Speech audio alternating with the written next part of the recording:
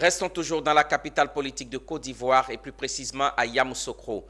La fédération Nzassa compte plusieurs associations de femmes de la sous-préfecture et de la commune de Yamoussoukro. Récemment, elles se sont retrouvées autour de leur marraine Messan-Marie Laurence et leur coparrain Kwame Eugène pour parler de l'autonomisation de la femme. À l'initiative de leur présidente, les femmes de la fédération Nzassa, qui compte plusieurs associations de la sous-préfecture et commune de Yamoussoukro, se sont donné rendez-vous le samedi 19 mars dernier en présence de leurs marraines et coparrains pour faire entendre leur voix. Aujourd'hui, notre combat, c'est celui de l'inclusion financière et sociale à travers des activités saines dans notre dignité de mère et de femme.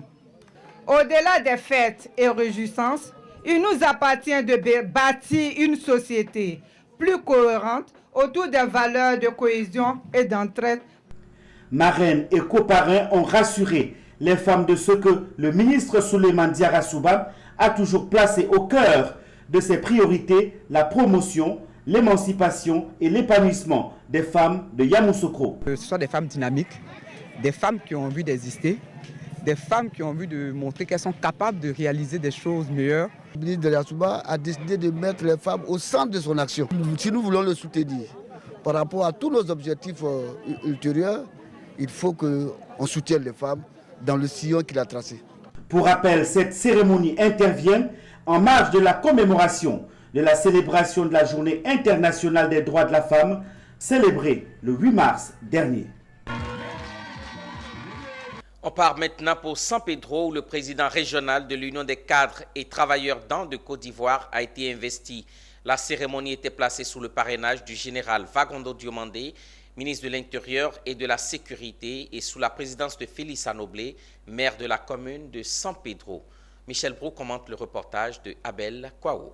Raffermir la fraternité entre dents, les réconcilier avec les autres peuples frères pour la cohésion sociale, leur permettre de se connaître mutuellement, développer entre ses membres l'esprit d'honnêteté, de sincérité, de confiance, d'aide et d'entraide, promouvoir aussi la culture d'An et ses alliances interethniques. Tels sont les objectifs de cette union, ce qui a suscité l'investiture du colonel Alphonse Maonier Gonto dans ses attributs de président régional de l'Union des cadres et travailleurs d'An de Côte d'Ivoire, région 6 Neftali, district du Bas-Sassandra. L'Union aspire à impacter tout le Bas-Sassandra. La cohésion sociale. Aujourd'hui, c'est une relation qu'il faut développer. Et l'entraide. Le directeur général de l'administration du territoire a transmis le message du ministre de l'Intérieur et de la Sécurité, parrain de la cérémonie. Ils ont déposé de belles briques et on espère qu'ils vont y monter de beaux murs là-dessus. Parce qu'aujourd'hui, rien ne peut se faire sans l'union, sans la cohésion.